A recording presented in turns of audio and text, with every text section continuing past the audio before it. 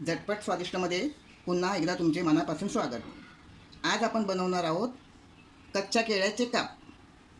अगदी बनवायला सोपे आणि खायलाही खूप छान चविष्ट लागतात आणि कुरकुरीतही छान होतात. आता त्यासाठी लागणारे साहित्य: ही मी 3 केळी घेतलीत कच्ची. हा आपला घरगुती मसाला, म्हणजे मी हा मालवणी मसाला घेतला आहे. तुमच्याकडे जो ठेवणीतला मसाला असेल, म्हणजे मिक्स मसाला वर्षभरासाठी जो आपण करतो तो तुम्ही घेऊ शकता. हे मी 1 चमचा आगळ घेतला आहे, कोकमाचा रस. याऐवजी तुम्ही लिंबूसुद्धा वापरू शकता. तांदळाचं पीठ, मीठ आणि तळण्यासाठी तेल. आता सगळ्यात अगोदर आपल्याला काय करायचे आहेत, ही जी केळी आहेत ती आपल्याला त्यांची अशी वरून साल काढून घ्यायची आहेत. तर मला काही सुरीने काय काम करता येत नाही, म्हणून मी माझ्या या आढळ्यावर म्हणजे विळीवरच ती साल तुम्हाला काढून दाखवणार आहे. या केळ्यांना ना भरपूर डीक असतो, म्हणून थोडंसं आपण असं हाताला पाणी घ्यायचं, नाही तर कसे आपले हात असे काळे होतात.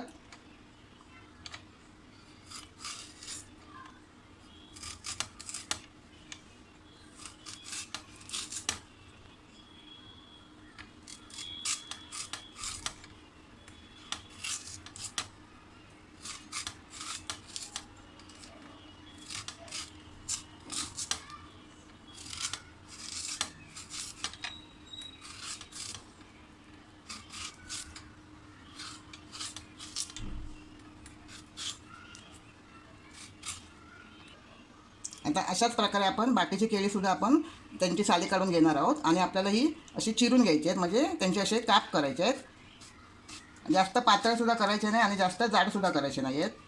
पातळ केले तर काय होणार, ते कडक होणार आणि मग आपल्याला चावायला त्रास होणार.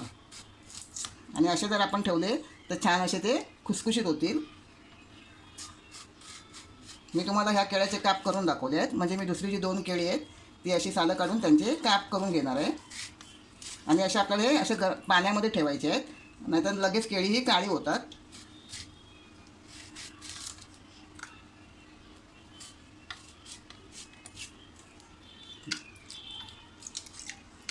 आता अशीच आपण दुसरी केळीसुद्धा साली काढून त्याचे असे काप करून घेऊया.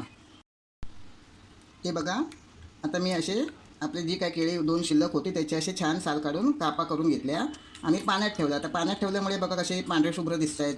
जरी आपण असेच ठेवले असते ना तर आपल्या केळी ह्या काळ्या पडल्या असत्या. आणि केळीना डीक असल्यामुळे मी जे हाताला पाणी लावलं होतं त्यामुळे माझ्या हातानं अजिबात काळपटपणा आला नाही. जर तुम्ही पाणी न लावता केळी कापलात तर तुमचे हात तात्पुरता कळना पण काळे डाग पडतील हातावर, म्हणून तुम्ही नेहमी पाणी लावूनच केळी कापा. आता हे पाणी आपल्याला काय करायचं आहे, सगळं गाळून घ्यायचं आहे, पूर्णपणे काढून टाकायचं आहे. हे बघा, मी आता पूर्ण पाणी त्यातलं काढून टाकलं आहे. आता आपल्याला याच्यामध्ये चवीनुसार मीठ टाकायचं आहे.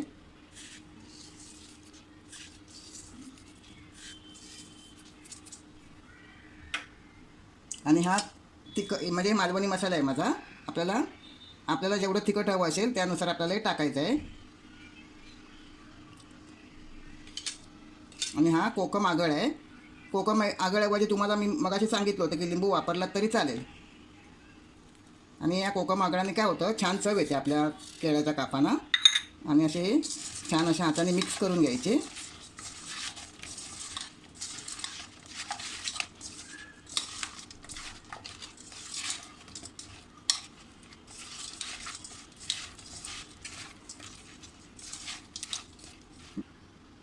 आणि हे फक्त 5 मिनटं आपल्याला असे ठेवून द्यायचे आहेत. आणि 5 मिनटानंतर आपल्याला ते शॅलो फ्राय करायचे आहेत.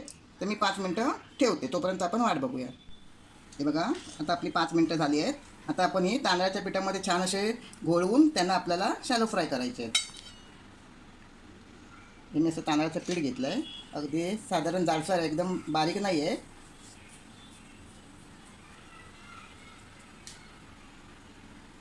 याच्यामध्ये असे आपण घोळवून घेऊ.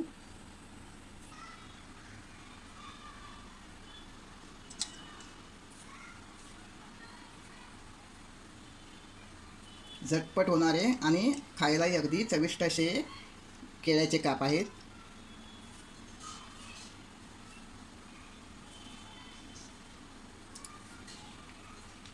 जर तुम्ही नव्याने असाल आणि अजूनपर्यंत जर माझे चॅनल सबस्क्राईब केले नसेल तर माझे चॅनल सबस्क्राईब करायला विसरू नका.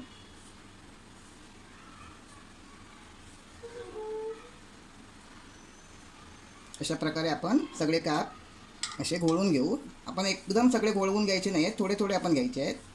जसे आपल्या तव्यामध्ये राहतील तेवढेच आपल्याला घोळून घ्यायचे आहेत. इकडे मी तवा तापत ठेवला होता आणि तवा आपला छान गरम झाला आहे आणि मी गॅस स्लो केला आहे. आता आपल्याला थोडं तेल टाकूया.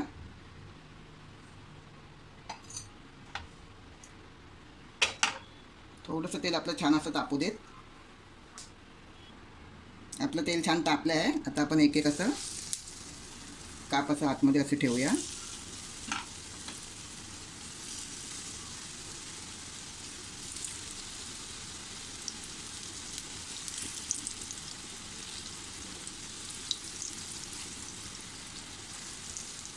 आपल्याला मध्यम आचेवरच करायचे आहेत, म्हणजे कसे ते आतमधून छान शिजले जातील.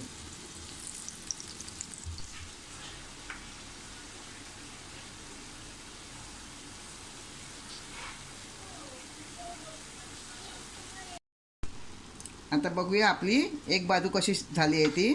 हे बघा आपली एक बाजू अशी छान भाजून झाली आहे. बघा रंग कसा छान आला आहे.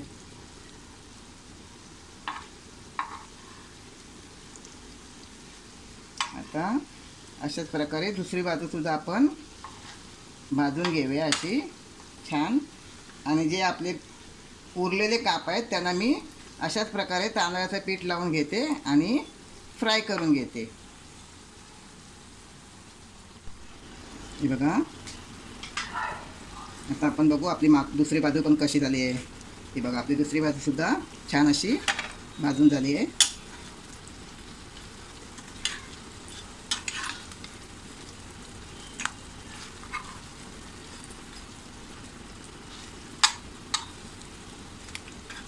आता मी हे एका प्लेटमध्ये काढते आणि दुसरे जे आपण पीठ लावून ठेवले ते आता फ्राय करायला ठेवूया.